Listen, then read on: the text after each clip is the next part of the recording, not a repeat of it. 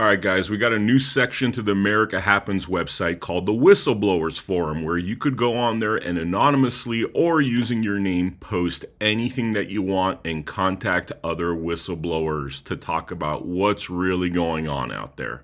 All right, guys, welcome to the latest episode of Blood Money. Today we have a very special guest. Again, today we have a whistleblower, and relating to one of our very, very favorite topics of late. This is about the Riverside County Sheriff's Department and Sheriff Chad Bianco and how things are really run in those neck of the woods. And as you all know, I was falsely accused of being a third assassin. And the more and more we dive into what is happening in the Riverside County Sheriff's Department, as you guys have seen on the Blood Money podcast across many episodes, the more we find out that perhaps everything is not quite so kosher over there. So, sir, how you doing? All right, yourself then?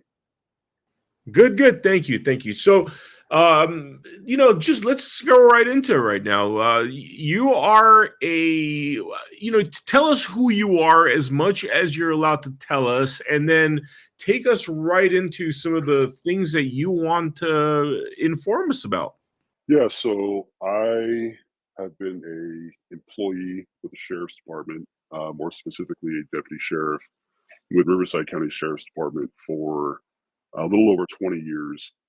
And as a member of that department and with that kind of time on, you tend to experience things, see things, witness things, hear things that are verifiable that don't sit well with you. And I'm sure as I'm talking about these things, people are going to be shocked to hear some of these things and wonder, why hasn't this person spoken up yet, et cetera.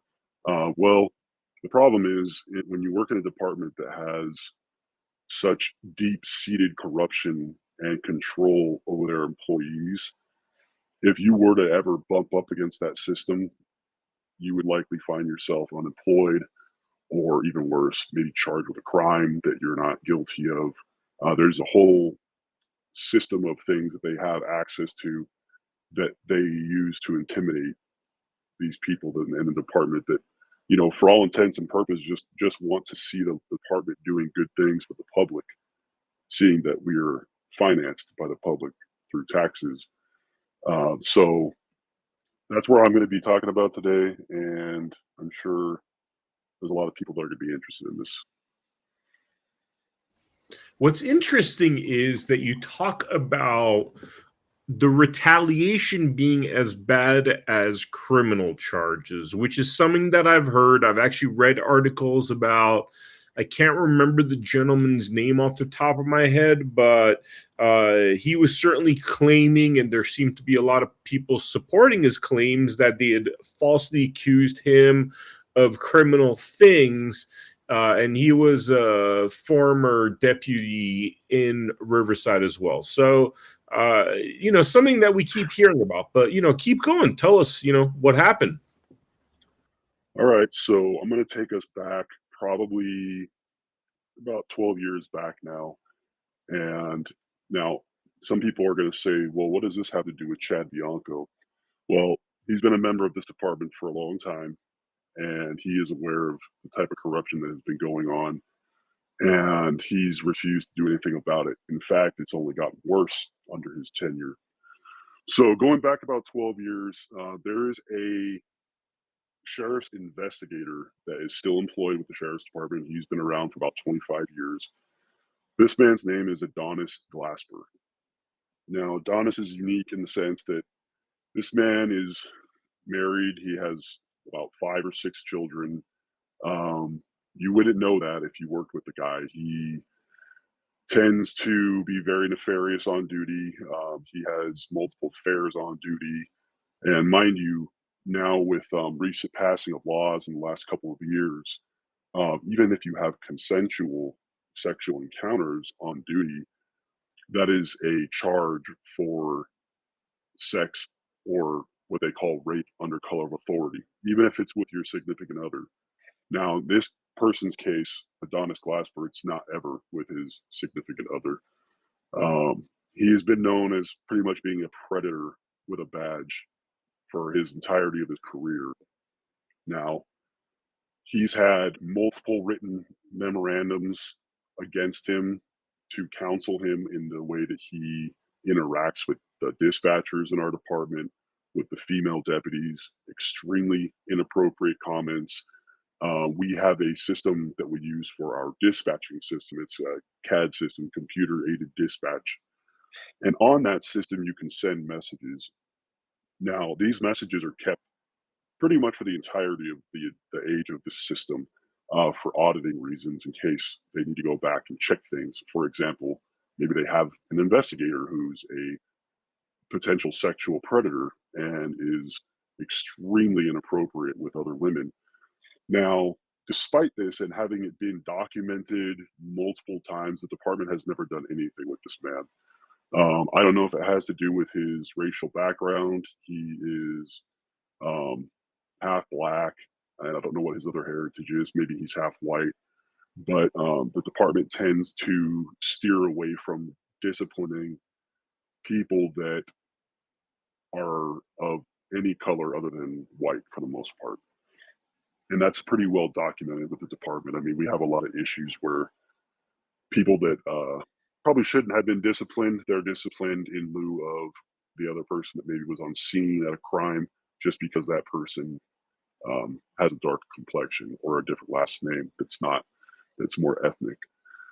Now, to get back to Glasper, it doesn't only end with the fact that he has been an absolute menace towards the women in the department. And, I'm sure his wife is aware of these activities because this has been going on for a long time. But I used to work graveyard with this guy, working the night shift. And, you tend to sit next to these guys in your units and they start talking, people get tired at 2 or 3 in the morning. They start wanting to talk about their personal life or what have you. And one night we were sitting there talking and he decides to confide in me that he finds it funny that the department would hire a gangbanger.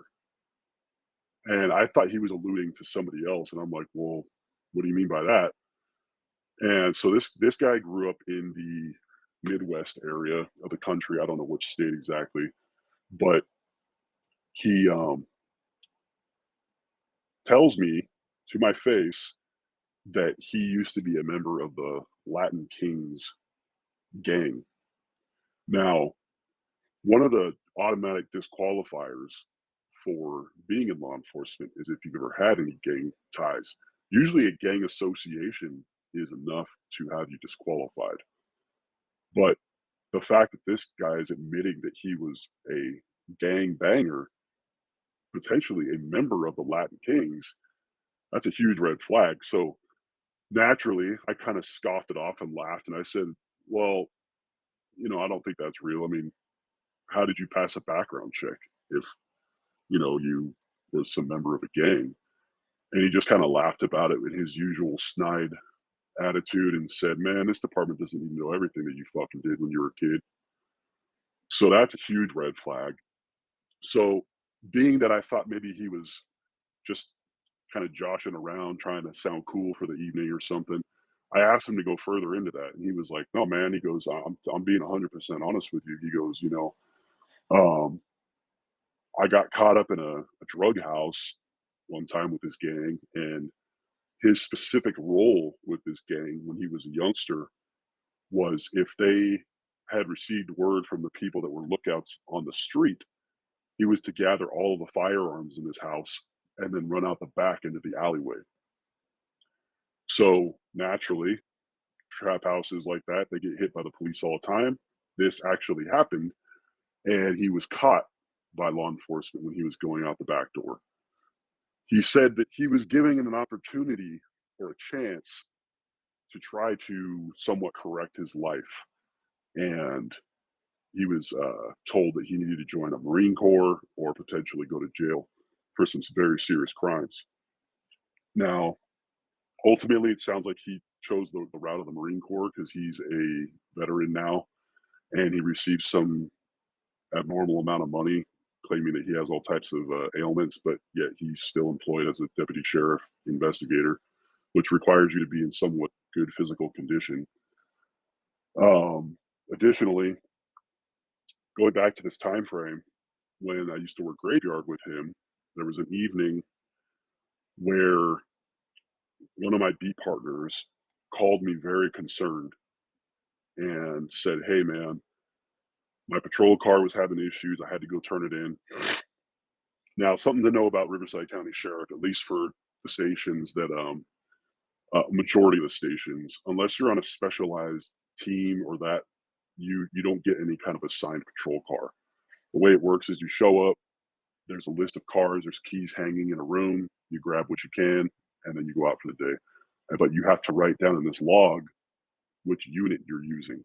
And they do that for reasons, say there's a evidence found or you leave something behind of your own that you can get back to that person. Well, my partner calls me extremely distressed and he tells me, "Hey, man, I was loading up this other patrol car and I found 185 grams of heroin in a bag in the front passenger seat."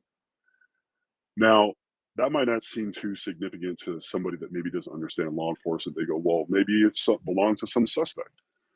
Well, anytime an arrest is made, especially something of that caliber, back in this time frame, possession of methamphetamine and heroin was still a felony. So possession of that much heroin would be possession for the intent to sell that heroin. So that would have been a big news arrest in our station, and nobody had made any arrests of that kind, at least probably in a long, like 6 or 7 months before that, long time. And these cars are driven hard and every day. Multiple people drive these cars every day. Somebody would have seen this. And if this was part of somebody's case, if there was evidentiary value to somebody's case, they most definitely would have been in trouble for losing their only evidence that was part of their case. Now, some naysayers may also say, "Well, what about some suspect in the back of the seat that is trying to ditch some drugs and decides to try to jam them through the fence that separates the front patrol officers from the suspects in the rear?" However, this was tried. Um, Both the sergeant and the deputy tried to see if it was possible that this would even fit in between, and there was no possible way because it's a very tight seal for reasons like this to make sure that this does not happen. So naturally, they said, "Well, we need to check the logbook." And the last person that drove that car was Adonis Glasper. Now, in any kind of police show or movie, what would naturally happen next? Maybe some kind of investigation. Maybe they would take that baggie and try to submit it for some kind of fingerprints or some DNA to find out what's really going on. Because there's obviously a concern now that maybe this person that lost this is possessing it for nefarious reasons, such as planting drugs on unsuspecting individuals. Well, to kind of give you a detail about that time frame as well, in regards to Adonis Glasper, he had previously been assigned to the Coachella Valley Narcotics Task Force, where it's a street level narcotics task force. He was just coming off of that team. And while he was on that team, he was going hard after a drug cartel family that's very well known, especially in the Coachella Valley, but they're very well known in Mexico too. There's a family that's tied to the Felix Arellano cartel in Mexico, and they have associates and members of that family that operate on the United States territory side, and a lot of them do live in the Coachella Valley. So it is not too far fetched to think that during one of the search warrants, when they served on this family, that he was able to acquire some of this heroin so that he may have a chance if, say, they do serve a search warrant and they don't find any drugs, but they find a lot of money and guns and things that without the presence of dope, they would have no evidentiary value. You understand what I'm saying? So, Yep, totally. so then when he gets back to patrol after his assignment and his appointment to this Coachella Valley Narcotics Task Force, he is astonishingly making drug possession arrests, mostly only heroin, sometimes 3 or 4 times a night. Now, that's not very normal when it comes to patrol. Sometimes, if you're lucky and you're out there really hitting and shaking the bushes, you might come across maybe 2 people a night. But that's if you're really out there hustling, because then you got to do paperwork. You got to go book these people into jail. You got to deal with the evidence. I mean, this is not a quick process like you would assume from watching TV, where they just walk into the jail, throw the guy in a cell, and then leave. It's not how things work, at least in Riverside County. And suddenly, after the finding of this 185 grams of heroin, he was no longer making these nightly arrests anymore. Now, any good investigator or even just a cop, a street cop, can look at that and say something's wrong here. And again, I don't know if it had to do with his nationality, his background, his racial background, etc., or if maybe he had friends in high places, but that was never investigated. They simply took that evidence that was found in that patrol car by my partner. They booked it in for a thing called safekeeping. They didn't even book it as any kind of evidence, and it just disappeared. Nothing ever came of this. So there's some serious issues there, because it's possible, like I was saying earlier, possession of drugs back then was still a felony. There is likely somebody still in custody. Maybe they were on parole, maybe they were three striker, etc. And this Adonis Glasper arrested them and could have likely ruined their life, and they could be still sitting in prison. So, you know, it's not that hard to go back and do simple freedom of information request and try to look at these arrests to find out this time frame, and to really actually, this could still be investigated by the Department of Justice if they actually cared. Um, and I think it should be looked at, because this person is in a position of trust, and he has been promoted to the position of investigator, and he's in charge of touching all types of evidence, whether that be sex crime evidence. We're talking about rape kits, whether that's money being found on narcotics investigations or homicide investigations, or any investigation where people tend to hoard money in their houses or their cars because they don't trust the government, or because they've earned those proceeds through ill-gotten gains, so they don't put that money in the bank because they don't want to be paying taxes on it and have to show where they got that money from. This person is probably still out there just creating absolute havoc. And he's doing it because he has the power of the badge and the oath that he took in Riverside County. So that's a huge problem.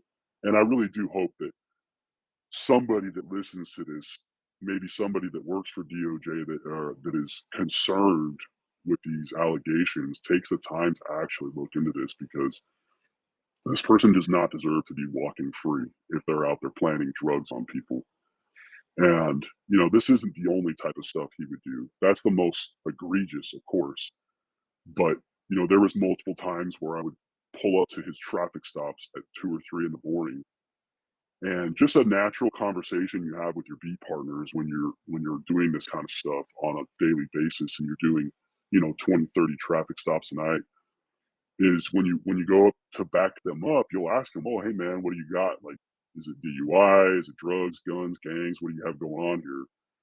And why did you stop the car?" Because you want to be able to, if you're going to end up having to write some kind of supplemental report, you need to have the same information that they have, so that you can make sure that your report is reflecting the truth. Well, he would oftentimes say he didn't have anything yet, meaning he had no probable cause to stop these cars, but that he would eventually find something. Again, these are types of arrests that, there's when you talk about law, there's the fruit of the poisonous tree.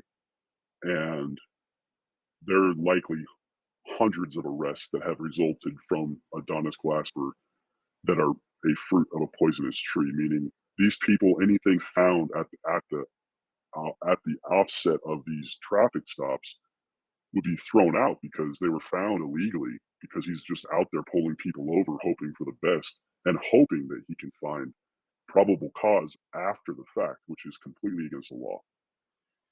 So, you know, he's definitely a problem, and I'm hoping that in the near future that there's going to be some kind of resolve as it comes to this, because I guarantee you, if that's one person that I worked with and that I came across in my career, then there's definitely more. And, you know, for people that take an oath, that wear that badge, that need to be trusted by the public, this guy has completely abandoned his oath and given up on providing a service that he's entitled to give to the public. So, do you have any questions about any of that as far as it relates to this man? Yeah, I mean, which station and department does this individual work in? So, he spent most of his career in what we call the East End of the county. So, we used to have a station in Indio. That station has now changed to the thermal station. And that's the same station that was tasked primarily with dealing with the Coachella venue where you were falsely arrested and accused. And he also spent time at the Palm Desert station and then different team assignments. Like I was telling you, he worked on a narcotics team. He worked on a station level team in the city of La Quinta. So, you know, he's been around a while, and he's had a lot of access to different members of the public in all different facets. And now I believe he's still assigned to the thermal station as a investigator. And like I said, the investigators, depending on when you're on call and who's assigned to be on call, he could be handling any level of investigation. That could be child molestation, that could be rapes, that could be robberies, that could be homicides, anything that requires a little bit more experience and expertise, where the on-duty sergeant will decide, hey, you know what, we should get an investigator out here. He can have access to all of these cases, which means it's likely that he has been near cases that have just completely tainted evidence and very poor judgment on his behalf, which could destroy cases and potentially ruin victims' lives if they do investigate him, determine that he is a completely corrupt individual who should not be wearing a badge. That could definitely ruin some cases, because any suspect in custody could look at that and say, well, I want my case looked at. Why is this man out here planting drugs? Why is this man out here sexually harassing women? And now he's the lead investigator on this sex crime case. What makes him the foremost responsible person to investigate something like that when he's out here doing nefarious duties on, actions on duty? And it's been reported multiple times that he's had sex with multiple women while he's been on duty. So it's definitely a problem, and you know he needs to be looked at seriously, though, like a serious inquiry from an agency that oversees local law enforcement. Wow, like so okay, this is in thermal station. All this definitely strikes a chord because it's see, I never knew this sort of thing existed. This idea of arresting somebody and then trying to figure out a crime or frame that person after you've already arrested him. But that's very much what was happening with me and this whole third assassin nonsense that Bianco and his deputy Coronado tried to make up. Then once I start putting the word out there that we're doing a deeper dive into who this Bianco is, because word starts getting to me that he is a very bad sheriff that uses his badge under the color of law and does all sorts of corrupt things. A lot of people start coming forward and giving us further information of this sort of thing happening. So this sort and you know, we're talking about thermal station where I wasn't even allowed to make my one phone call after I was unlawfully arrested, and that's a whole different story. On October 12th. So this seems like a normal thing that's happening there. I mean, tell me a little bit more about that. Yeah, so luckily for most of my career, I didn't really see much um, corruption going around as far as that. This guy was he stood out like a sore thumb because his actions were so obvious, and the things that he would say just were really bad. I mean, to the point where when you hear this stuff, you kind of take a step back and go, "Wow, like why are you bragging about being a gangbanger in your previous life?" I mean, that's completely absurd because had that come up in a background investigation, he would have been disqualified immediately. And the reason for that being, I mean, look at most people that are involved in gangs. Their allegiance is to the gang. A lot of these guys don't think before they act. They act on impulse and violence. And the fact that he's out there, walking around with a gun and a badge and just kind of ruling with an iron fist like it's his own kingdom, that's a huge problem. And I know for a fact that there's other people out there. The problem is, having people come forward like I'm doing now to really help expose this stuff and to try to actually clean up the ranks from within from the sheriff's department. The problem is we have a huge problem with I wouldn't necessarily call well, it is a problem with DEI, diversity, equity, and inclusion, but even outside of just saying DEI, I'm talking about specifically related to when people don't have a last name that's Smith, for example, or Miller in your case. Um, they're quick to go after these people for things that are completely pointless and they have no bearing on anything and related to the job. There's no crime, etc. But when you have people with maybe an ethnic last name or their skin tone's a little bit darker, these people are left alone because the department doesn't want to go down that road and potentially open themselves up to a racial discrimination lawsuit. So they just kind of let it go. And this has been going on for a while in regards to that. It's becoming a cancer within the department, and I really hope that more people are going to start coming forward and trying to voice their concerns and bringing out the evidence and showing, hey, look, we have a problem that's been rooted in corruption for a long time, and hopefully somebody takes it serious. Yeah, I would hope so too. I would hope so too. What are you? What I mean, tell me, is there anything else you wanted to talk about in terms of your knowledge about the inner workings of the Riverside County Sheriff's Department? Is there anything worth talking about? Oh yeah. So I need to bring up a case that dates back about dates back about 10, 11 years. Now, my knowledge of this case is very intimate in the fact that one of the people involved in this case was a best friend of mine for a long time, even prior to both of us getting into law enforcement. So the information that I have is firsthand, and because of the egregious nature of this, I imagine that this would warrant a Department of Justice inquiry on some level to find out the real facts behind this. So this case in particular involves a former deputy sheriff that used to work for the department. He was ultimately fired for some nefarious on-duty activity. They tend to keep a lot of this stuff under wraps, so I don't know the exact reasons he was terminated, but that has nothing to do with the case that I'm going to explain to you now. So this happened in Riverside County Sheriff's Department, and this individual, Robert Vega, he was a deputy sheriff at the Lake Elsinore station. Now, you familiar with the whole jurisdiction of Riverside County? It extends all the way out to the Colorado River in Blythe. So we have a very large area.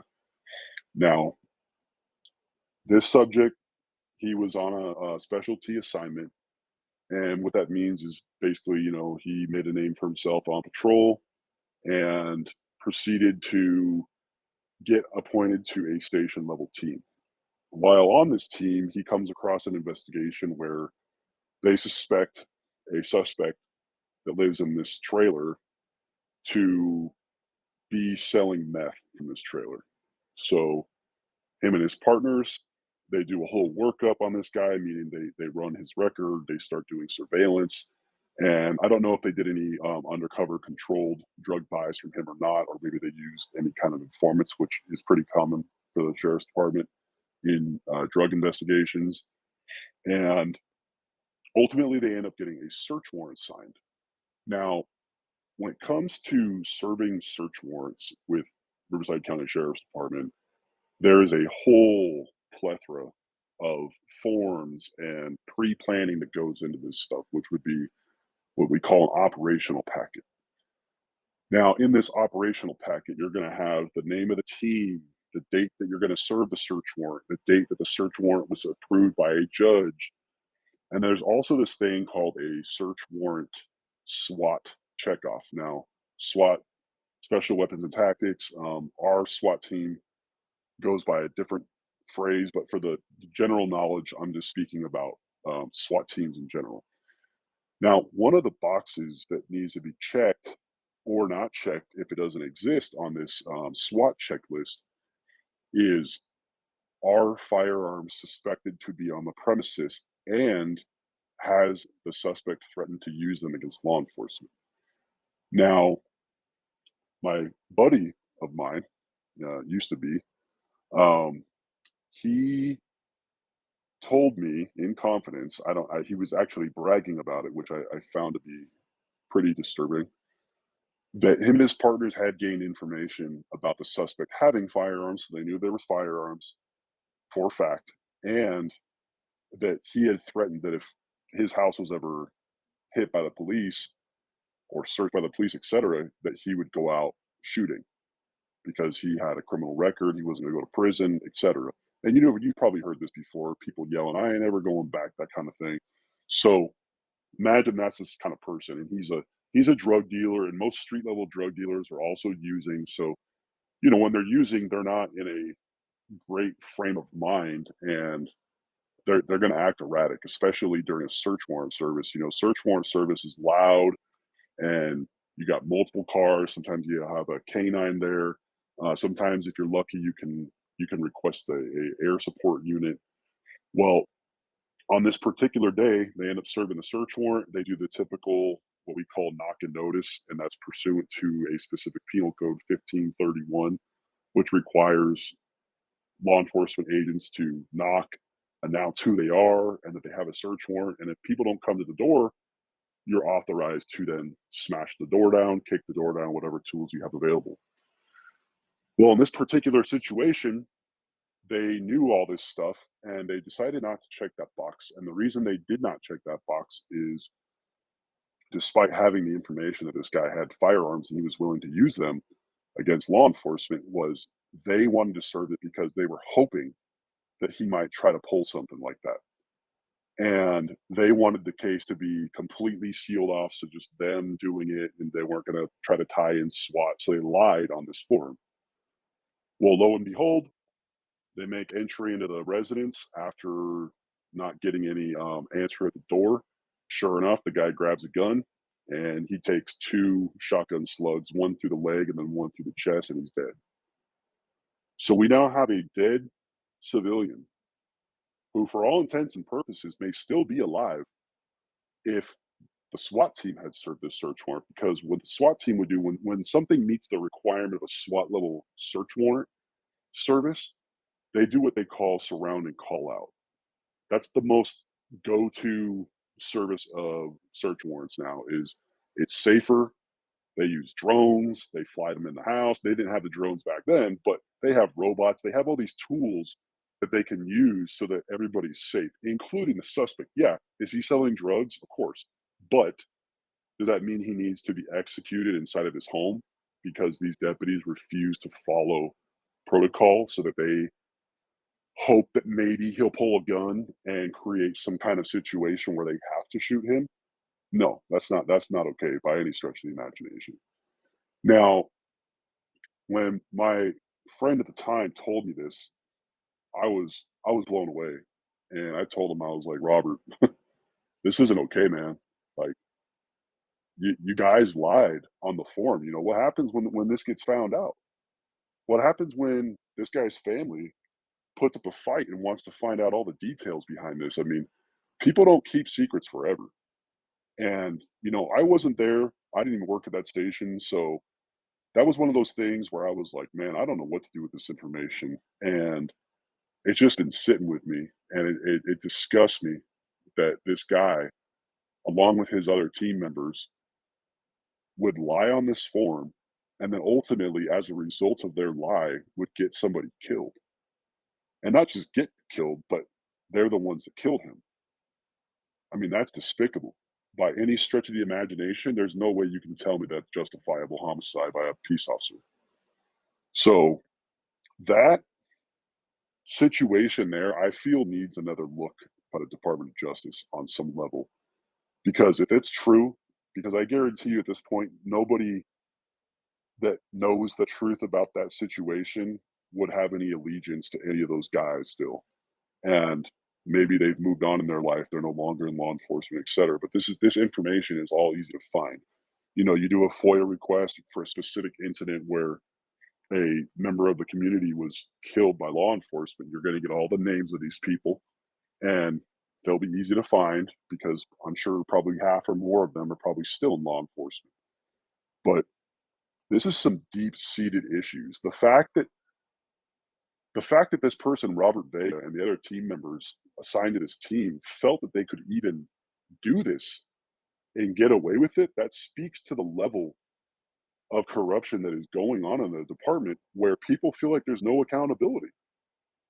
I mean, to just blatantly lie on a document, and the reason that they have all these documents is in the instance that something does happen, say a shooting, an Oscar involved shooting, like which occurred on this case where somebody died, you know, that all becomes court record. So now these forms are part of a court record. They don't have the proper box checked because these guys lied, and a man lost his life because of that. And obviously, I'm not defending drug dealers whatsoever, but I have arrested more than my fair share of drug dealers in my career, and I've never hoped that they would grab a gun so that I could execute them in their home. You tracking where I'm at on that? 100%. Yeah, I mean, that's pretty much they were hoping to execute the guy. Exactly. And they did. You know, that person, you know, as they say, dead men tell no tales. So, of course, this guy can't tell his side of the story. And, you know, my my old friend of mine, the one that was involved in this, Robert Vega, you know, he justified it to me, not just through the fact that they wanted to do it, etc. He said, well, you know, when the investigators searched his property, they found some freshly moved dirt in his backyard. And when they checked that area and they dug it up, they found a tin can or some kind of container that had I think it was locks of women's hair and possibly panties in there. So in his mind, he's like, "Oh, we got rid of a possible rapist, pedophile, maybe serial killer, etc." I mean, they don't know. They never did really much deep digging on what those pieces of evidence were or who they belonged to. But in his mind, he was trying to justify it to me when he told me this because I was giving him pushback, like, "Dude, this is not okay, man."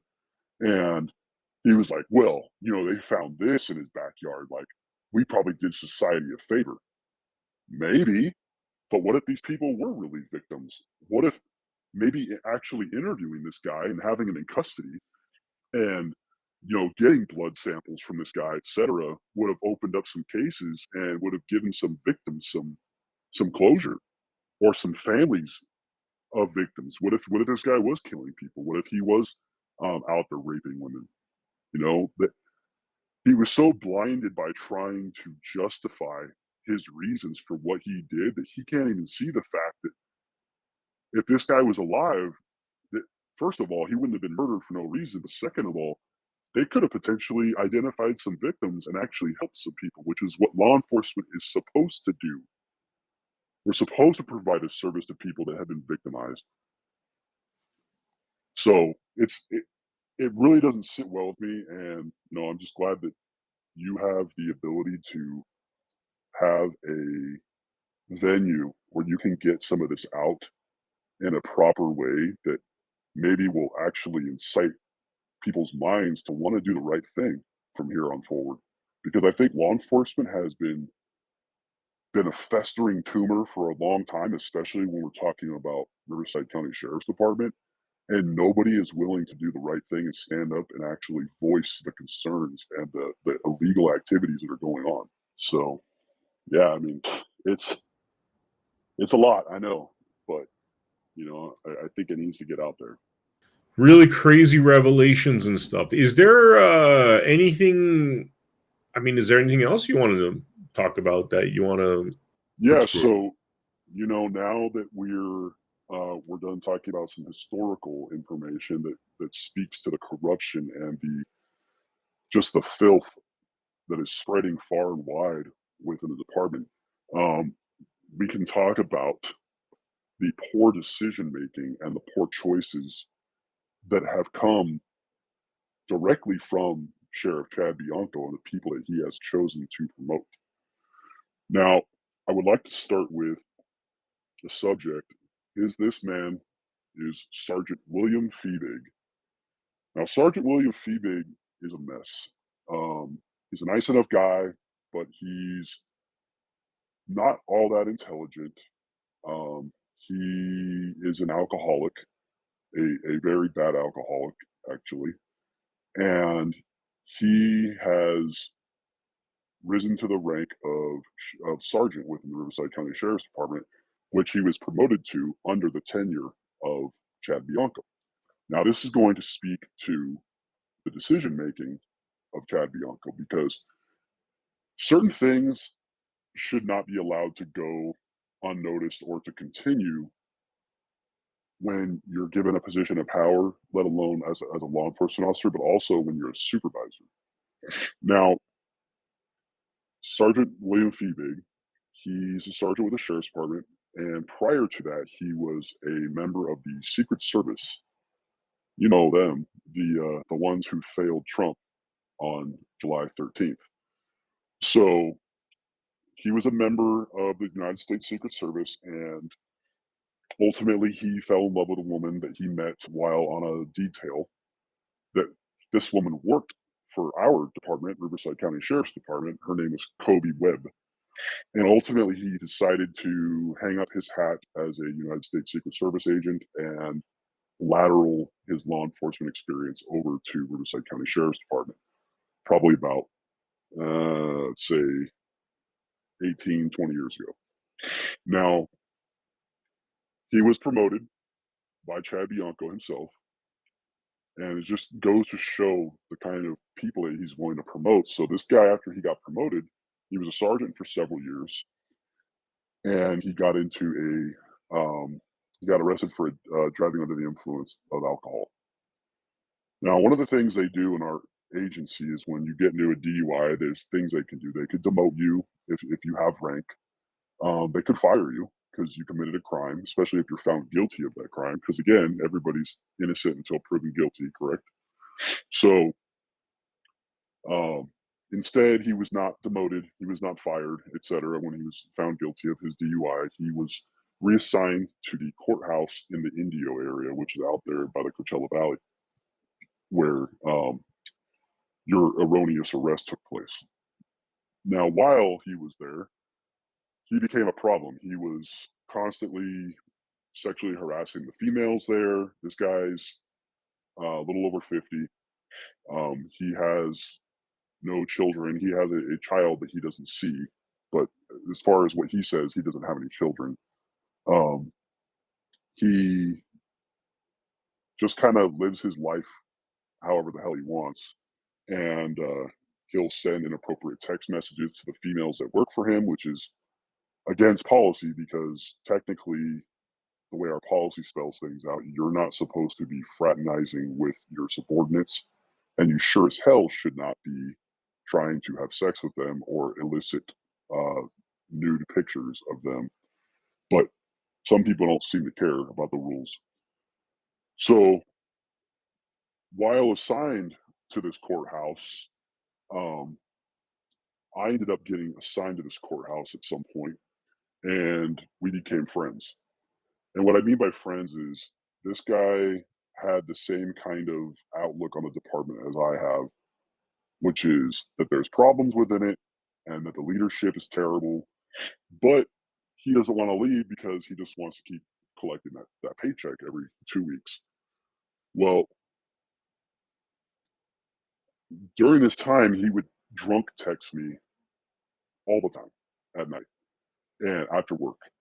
And he would just be talking all kinds of shit about the administration and the poor decisions and who they promoted to the chief deputies within the department and just going on and on. And, he has a real problem with female law enforcement to the point where he was constantly voicing, these fucking women, they don't deserve their positions, etc., and just on and on and on. So one of the people that he starts texting me about is one of the chief deputies that was promoted to chief, or rather appointed, because they're an appointed official. Anybody in the administration level that we call the second floor, which is chief deputies, assistant sheriffs, under sheriff, and the sheriff. Now, the one he was texting me about a lot was one. Her name is Misty Reynolds, and Misty Reynolds is her own piece of work. She's had when she was a sergeant, she had sex with multiple subordinates of hers on duty. Everybody knows about it. It was exposed online years ago when Chad Bianco was running for sheriff. And it wasn't because her and Chad actually got along. She actually doesn't like Chad Bianco. That was a very well known fact. However, regardless of that, he still appointed her to a chief deputy position. I think it's more of a keep your enemies closer kind of a thing because they both do not respect each other at all. So while she had been promoted, Feebig is confiding in me one night through text message, and he's talking about how he wishes that somebody would feed her into a wood chipper. I mean, this guy is in a position of trust within the department. He's a supervisor, and at the time, I was his subordinate, and he's over here telling me that he wishes that somebody would shove a chief deputy into a wood chipper simply because he probably feels that she's inferior to him and that he should have that position, etc. It didn't stop there. He went on to talk about a now retired assistant sheriff, Jimenez, that he wanted to physically assault what he says, I think, was to box him. But, he would go on and on and on about this stuff all the time. And then he even decided to bring up his ex-wife because he is no longer with that woman that I told you about, Kobe Webb, that has since retired from the department. I believe she retired at the rank of captain. So while they were married, he refers to her as the crippled bitch in his text messages, and I'll explain that. So while they were married, they had gone on a family vacation and they got into a very bad car wreck in Bend, Oregon. And when that happened, she sustained some severe injuries to her body to the point where she could not really walk that well anymore.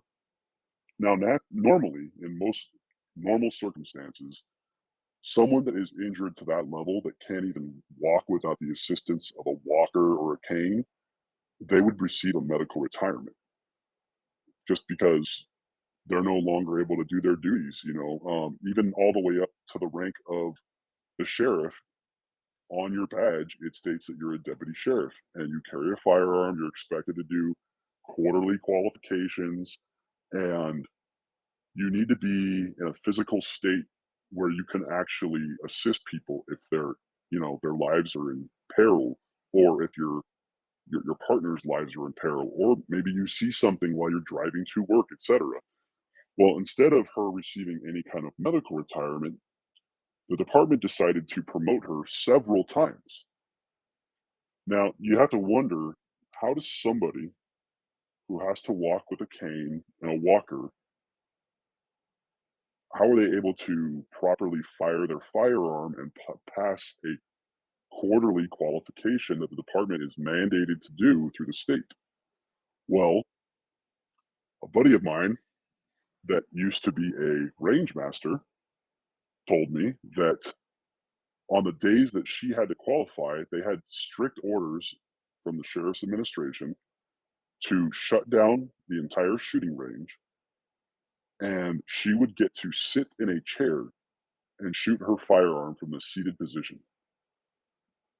Now, while that might be a skill that you might need if you were stuck in your car and you get into a gunfight, etc., that is not a normal situation. They don't accommodate anybody when it comes to the gun range ever, because it's too critical of a thing, and too critical of a skill that needs to be kept up. And the requirement for the shooting it requires you to be standing and moving at times. So for them to allow her to shoot from the seated position and just completely subvert not only department policy but the state law that mandates the policies and procedures and firearm qualifications for all law enforcement agencies in the state of California, that's absurd. I don't know if this person, Kobe Webb, if she had maybe she had dirt on somebody in the department and threatened to release that information if she was terminated. But instead of being terminated or allowed to medically retire because of her injuries that she sustained, she was instead promoted multiple times. That's a huge problem. And frankly, what they were doing was illegal. And nobody seemed to care because everybody knew, this goes back to my opening statement with you. If you speak up against the regime and anything that they deem to be appropriate or what they consider to be the norm, because they've now subverted policy and state law to fit their narrative at the time, you will be the one that gets in trouble. You will be the one that's standing in the unemployment line or facing some kind of financial discipline through the department. Now, most people just sit back and go, "It's not even worth it," and that's what I used to hear all the time. Why doesn't anybody say anything about this? It's not worth it. It's not worth it. It's not worth it. Well, what if it was your life on the line? What if you called 911 and the only person in the area at the time was this woman, and you have somebody breaking into your house, you're an 85-year-old woman, and you need assistance, and this person shows up who needs a walking cane, and the only way she knows how to fire her firearm anymore is from a seated position. You're in bad shape. And not only that, she's now an additional issue. What if she gets shot because she can't get her gun out of her holster because she's not in a seated position and she's walking with a cane? Now you have a downed officer who needs to be rescued if they're not dead already. And then on top of that, you have a civilian who has probably already been beat to death or worse. So there's some serious issues that need to be addressed within this department. And I guarantee you this kind of stuff is still going on because nothing has changed. It's only gotten worse. So from there, we go on to a person I mentioned earlier, that Misty Reynolds. Now, Misty Reynolds is a chief deputy with the Riverside County Sheriff's Department. Once again, she was appointed by Chad Bianco himself. Now, Misty Reynolds was never known to be a good law enforcement officer, meaning that she wasn't good at her job. She is Hispanic, despite her married last name. She's no longer married, but her last name with Reynolds is not her real last name or her maiden name. And about 10 years ago, she was diagnosed with multiple sclerosis. Now, if you know anybody that has multiple sclerosis, or you know about the symptoms and the things that it can cause, body tremors, weakness, fainting, etc., again, this is somebody that should have received some type of medical retirement so they could move on with their life and focus on their medical condition. However, instead, she has been promoted again multiple times since this diagnosis. I believe when she was diagnosed, she was a lieutenant within the department. She is now a captain, or she was promoted to captain, and now she's been appointed to chief deputy. Now, she still has to carry a firearm. She still has to go do qualifications. Well, what if she were to have a accidental discharge because of her, her illness that she has, the multiple sclerosis? I mean, these are things that should concern every member of the public, and not just the public, but also the other law enforcement agents that work around her, because she should not be in a position where she's carrying a firearm. It's absolutely absurd, and it's, quite frankly, it's dangerous, and it's completely negligent that the sheriff is fully aware of her medical condition and refuses to have her resign or to just allow her to medically retire at this point. But she wants to keep collecting that massive paycheck because these chief deputies, they're making 180, $200,000 a year. I mean, they're not hurting. So for her to be still receiving a paycheck when I guarantee you she probably isn't doing a normal qualification. I don't know that for a fact, but the fact is she has a pretty severe medical condition, and at some point somebody has to probably say, "Hey, look, we need to accommodate this, or you need to go." So it's again another accommodation made, because I believe the reason why Chad Bianco even promoted this woman in the first place was not due to merit. In fact, when she was the captain over the Thermal Sheriff Station, that was the timeline when Chad Bianco won his election. And at the onset of him winning the election, she had a knee-jerk reaction, and she sent a email to the entire thermal station, which is very bizarre because normally they just do that for specific things. And this was an emotional email. And it started off with, "Well, now that I'm never getting promoted to chief, I guess I'm stuck here with you guys." Like, she was pissed, completely unprofessional. It's not what you do. You don't do that in a open forum like that where every single person, I mean, clerical staff, evidence text, people that don't need to be seeing this shit. This is an email you would send to a friend, or somebody that is a confidant that's close to you in the department. Maybe, but even then, I would use my personal email, not my work email that everything is tracked on. And she blasted this out to everybody, just bitching and complaining about the fact that Chad Bianca won, and every time he changed any little policy, she would bitch about it. Whether it was good for the deputies or not, she would just come into the briefing room and start bitching about it to everybody. It's completely unprofessional. However, despite her very vocal opposition to everything and anything related to Chad Bianco, he still promoted her. And now that she is on the second floor as a chief, she's an at-will employee. He could get rid of her at any day now, and everybody knows that when you get appointed to a chief deputy or higher position, you could be let go without cause any day. You no longer have union protections. Yet she's still there. So that's a big problem. Then we're going to move on now to another chief deputy. Now, this guy, this guy is Kenneth Reichel. He's a chief deputy who was appointed again by Tad Bianco under his tenure. And it's interesting, actually, the history behind how they became friends.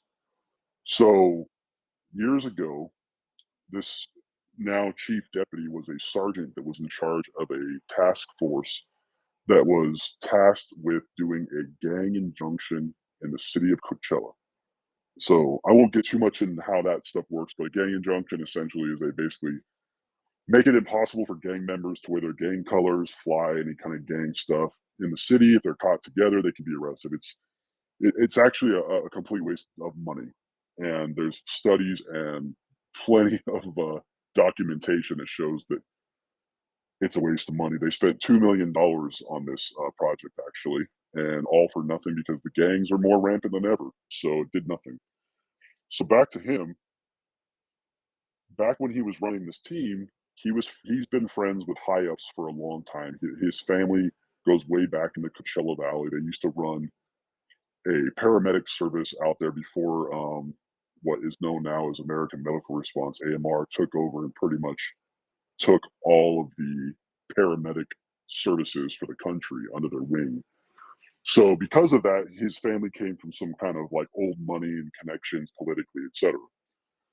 Well, he ends up going out with the captain at the time over that thermal station, who that person actually got fired for sexual harassment and a bunch of other stuff. And ultimately, he got his job back, but then he resigned because he had already moved on in life and found a different career path. However, now to kind of paint a picture for people that don't understand the hierarchy of the rank system in the sheriff's department, the captain oversees the entire station, whether that be a jail, a courthouse, or a patrol station. So while Kenneth Reichel goes out with the captain at the time and another person I can't remember, he ends up getting into a DUI, driving under the influence with alcohol, crash. And it's on camera and he flees the scene. So now it's a hit and run DUI. Luckily, nobody was injured. It was a property damage type of crash. So they do their investigation. It happened in the city of Indio. Now the city of Indio has their own municipal police department, the Indio Police Department. They're not attached to the Riverside County Sheriff's Department. So naturally, they do a thorough investigation. They determine that it's a Sheriff's Department employee, and they start doing their investigation promptly, and they do it properly. They don't cut him any slack. He ends up getting in trouble, and at the time, they had a maximum what we call, back in the day with law enforcement, if you got in trouble, they used to do a thing called day. They used to call it days on the beach because you would basically get days off without pay. Well, now they don't like that because it's almost like you're being rewarded for getting in trouble. So what they do is they slash your pay, they say $20, $30 an hour for a certain period of time. So we get paid every 2 weeks. So sometimes you might get your pay docked for 4 pay periods, so 2 months. At the time, they had a maximum punishment ability at the time of like I believe it was 120 or 180 hours. That was the maximum they would do. And usually, if something was so egregious that it went past that, you were probably either going to be demoted or you would be fired from the sheriff's department. Well, again, because this guy has connections and he's friends with the right people, none of that happened. They actually created an entire new level of discipline scale and they made it a 360-hour hit for him, which equated out to 1 full year of docked pay. So he was still getting paid. He was just at a lower rate than his normal rate. But additionally, another punishment the sheriff's department likes to dole out is what they call highway therapy. So this individual, Kenneth Reichel, lives in the Coachella Valley. They said, well, we'll send him to the Hemet station. That's a pretty gnarly drive. There's really no fast way to get there. If you take freeways, it'll take you forever. If you go through the hills, it takes forever because you're driving through mountains and it's not an easy route. So it's punishment in the sense that you're stuck on the road forever. You want to drive home at night to see your family, and you're wasting a ton of money in gas. So while he was assigned to this Hemet station, another person was assigned there. That was, at the time, Lieutenant Chad Bianco. So they start to commingle, they start to become buddies, and next thing you know, they're now thick as thieves. Now, after I'm sure there was promises made when they started their friendship that because they had the same views, they liked the same music, all that kind of stuff, that hey man, I'll bring you up the ranks. Just ride it out. Make sure you campaign for me. Make sure you're there by my side, and I'll take care of you. Which has happened. At the time, he was a sergeant when he got his into his DUI traffic collision, and now he is a chief deputy. So he was promoted to lieutenant, captain, and chief, all in the time that Chad Bianco has been sheriff.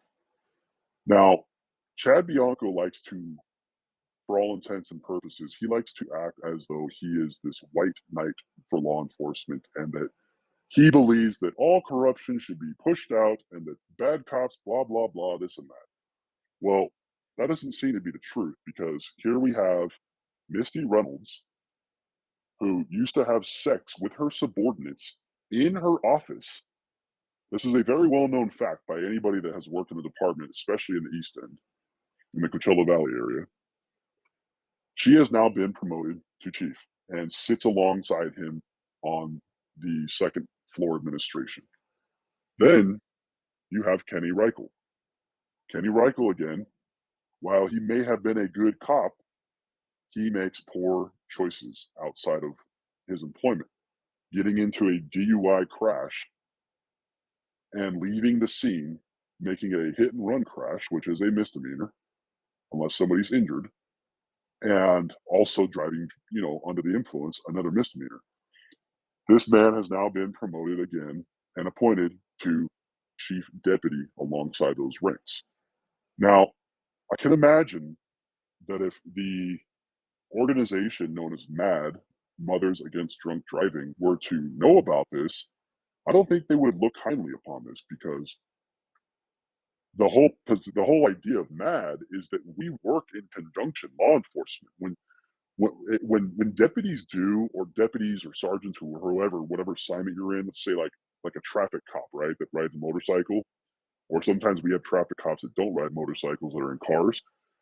They strive to be the number one deputy in the county. They have like this competition that if you get the most DUIs, sometimes it's at station level, sometimes it's department wide level, but they will give you this award from none other MAD, Mothers Against Drunk Driving.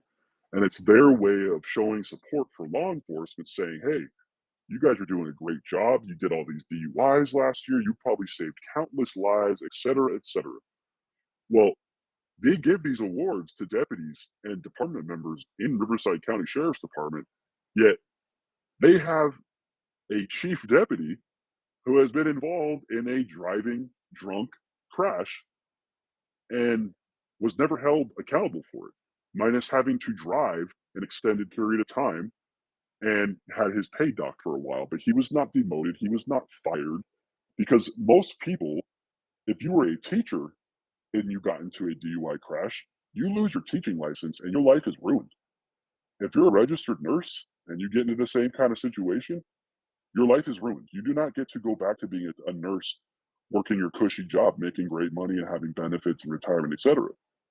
So why is it that department members in the Riverside County Sheriff's Department get to live free and clear, commit crimes, sexually harass women, plant drugs, be former gang members, and still get to have the title of deputy sheriff attached to their badge, and then continue to get promoted after all these things have come to light?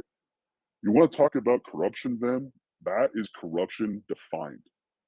Do you have any questions about any of this stuff? You've heard the other whistleblower interviews and Michael Lujan a couple of times. I mean, Yeah. why is it so bad there? Why is it so corrupt? Why is it that, I mean, is it just a leadership? I mean, it sounds like this has been going on prior to Bianco even. Oh yeah, this has been going on for decades, and it needs to be rooted out. I mean, this can't go on, because at some point you're going to reach a point where the public no longer has trust in the law enforcement agency that serves them. I mean, I know you've seen the video of the deputy that pushes his way into this poor woman's home and then proceeds to slam her on the ground and arrest her. Obviously, you heard that those charges were also dropped. because they were erroneous, just like the charges they tried to place against you, calling you an assassin. I mean, it's absolutely disturbing that a sheriff can get up on a podium one day after they arrested you. Nonetheless, it wasn't like he did this press release or this press conference that same day without having all the facts, which again is another issue. Instead of doing what he should have been doing on that day, Sheriff Chad Bianco should not have been in the audience for Trump that day. What he should have been doing, because he has a president, a former president who has they've already tried to take his life twice. Once by centimeters, they by God's grace did not kill him.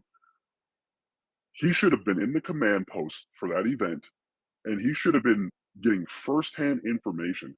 And he should have gone and seen you for himself and actually talked to him and like, hey man, what is going on? Why do you have firearms? What is going on here? And if he would have just listened to you talk for maybe 5 minutes, he would have been like, guys, this is not what you guys are claiming to have here. Instead, he took it upon himself with all the information at his disposal. And listen, we have counterintelligence teams in the department. They could have known everything about you within about 30 minutes. And they could have known, hey, Sheriff, this is not what the deputy is saying. Instead, he doubled down on that. And it didn't just affect you. I saw the whole thing about your parents. I mean, that's fucking despicable that there's law enforcement agents going to the house where your elderly parents live and harassing them. For what? What could they possibly have to say about a man who has created a business, who is out here trying to make America better any way that you can? Instead, he wanted to further his political agenda. I'm sure you now know, well, I know you know that he has aspirations and very large goals to try to run for governor. He'll never win, but the fact is, he has those goals, and I think and I know in my heart that the reason why he decided to make you this pawn in his big, large game of chess was so that he could appear to be this white knight for Donald Trump. And Donald Trump sees through bullshit quick. That's why he's cutting people left and right from his ranks all the time, because he sees things for what they are. He's not going to allow this snake to be in his administration. This guy would bring down that administration so quickly and so poorly that it would be one for the history books, because his entire career is just rooted in corruption. That's all he knows. That's all he has seen. And not only seen, he now puts it out there for the freaking community to see while he stands at a podium and tells blatant lies. I mean, watching that press conference was hard to stomach, man. And that's when I first started to reach out to you, because I was like, this man needs to know what he's up against. You don't deserve that. The guy that was executed for selling drugs in Lake Elsinore didn't deserve that. All these countless people that Adonis Glasper planted drugs on, they didn't deserve that. When does it stop? When is the Department of Justice going to get involved and do a deep dive on the corruption and the lack of accountability that has been going on for probably damn near 30, 40 years in this agency?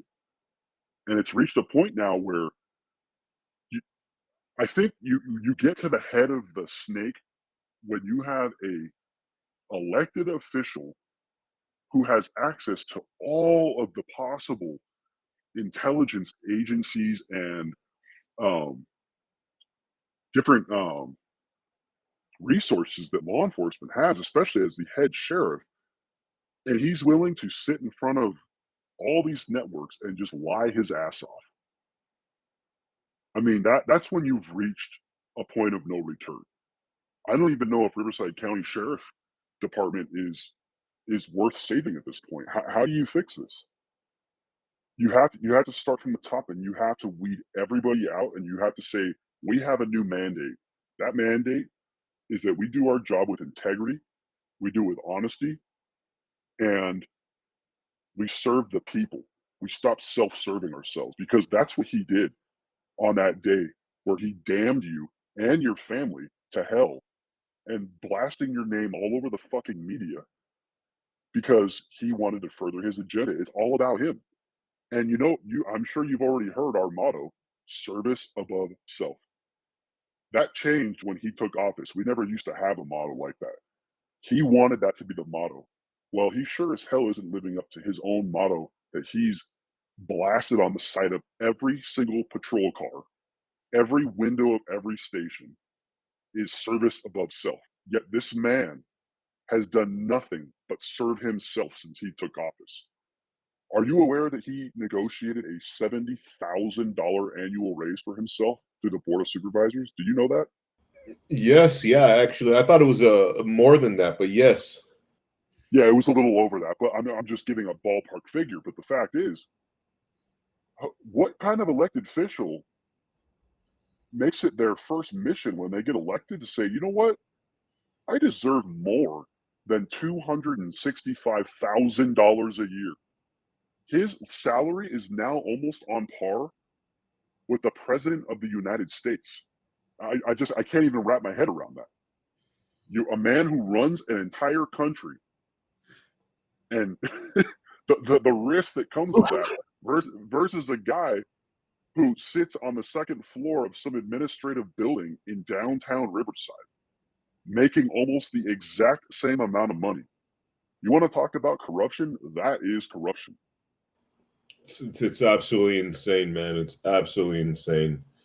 Yeah. So additionally, as it relates to Sergeant William Feebig, now some of these text messages um, were leaked online about 2 or 3 weeks ago, and almost instantly the department took action and they placed him on administrative leave. Now, as I had addressed earlier on when I was talking about Sergeant William Feebig and his infatuation with drinking alcohol, after he was placed on administrative leave for disciplinary action pending because of the vile things that he was saying about Misty Reynolds, the chief, about wanting to have her shoved into a wood chipper and saying that he was going to box the under or one of the assistant sheriffs at the time and knock him out, and that he didn't care if he got arrested because he's not afraid of jail, et cetera, et cetera. He, while on administrative leave, already in trouble for these things that he said and not being able to go to work and whatnot, he went out and got into a driving under the influence alcohol crash, and he left his car at the scene and fled the scene. This just happened a couple weeks ago. So again, what's going to happen to him? Is he going to be demoted? Is he finally going to lose his rank within the department? Is he going to be forced to retire from the department? I mean, I don't know what's going to happen with him. But the fact is, this is a common reoccurring theme with this guy. He was already assigned to the courthouse for the reasons that he had gotten a DUI and was charged criminally. So he was on timeout in his assignment. And then he gets in trouble after, not only that, about 9, 10 months ago, he was sent to the prestigious Sherman Block leadership training. Now, this training is well revered in all businesses and private sector, government, etc. And they gave him this appointment for some reason to allow him to go to this. It's a very expensive school. It's about an 8-month training. And they put more faith in him, saying, oh, this is a great guy. Mind you, they gave him this appointment to this training immediately after his timeout was up at the courthouse for getting a DUI. Now, I can't imagine the Mothers Against Drunk Driving, the MAD organization, will be glad to know that somebody who's out there risking the lives of innocent people because they're selfish and want to get drunk and drive around town is being treated as though he is some wonderful person and being sent to this amazing, prestigious training. But the best part about this training is when he graduated this training, the department will present you with a plaque or a certificate that they make a big deal about because it's this long training. Well, none other, who was the person that was presenting this award to him? None other than Misty Reynolds. She would, unbeknownst to her, in the picture that I have that I can provide to you, and you could pull it off the internet yourself as well from the Riverside County Sheriff's Department, they presented him this award, and both him and Misty Reynolds are smiling ear to ear like they're the best friends in the world, because she doesn't know that she is standing next to and actually touching, literally rubbing elbows with, a man who wishes that she could be shoved into a fucking wood chipper. That's how bad the problem is in this agency. That's why nothing gets done also, is because you have people that will look you in the eyes, they will smile, all the while they're hoping that you could be fed into a fucking wood chipper and murdered. That's how people act in this department. One minute you're talking with somebody, and the next minute they're rat fucking you behind your back, because how they really feel about you is that they wish you were dead. It's disgusting. And we shouldn't have people in positions of power, especially not in supervisory roles, where they're going to then taint the minds of the people beneath them. Because that's just me that I know about, where he was telling me these types of things in text messages. Imagine how many people he has told this to, where he feels this way. I mean, you're talking about a cancer that's just going to keep growing and growing and growing because he wants to address his personal insights about department members while he's hammered off duty. It's absolutely disgusting. I encourage, to anybody that is in the department that wants to come forward and maybe needs to feel a little bit of courage, or get some kind of pep talk, or direction on what to talk about or where to go. Obviously I'm maintaining my confidentiality through this podcast, but as I've told you before, feel free to when people reach out to you, give them my name. Allow them to reach out to me, because I want to see this go as far as possible. I'm sick of it, and it needs to happen. If that means that I have to lose my job with the sheriff's department to further the greater good, if that means they have to clean house and start over, then so be it. Because you can't have this kind of corruption just running rampant in a society. It will infect everything that it touches, plain and simple. So I urge you, if you're a department member and you're listening to this, do the right thing, come forward, report what you see, otherwise it never happened.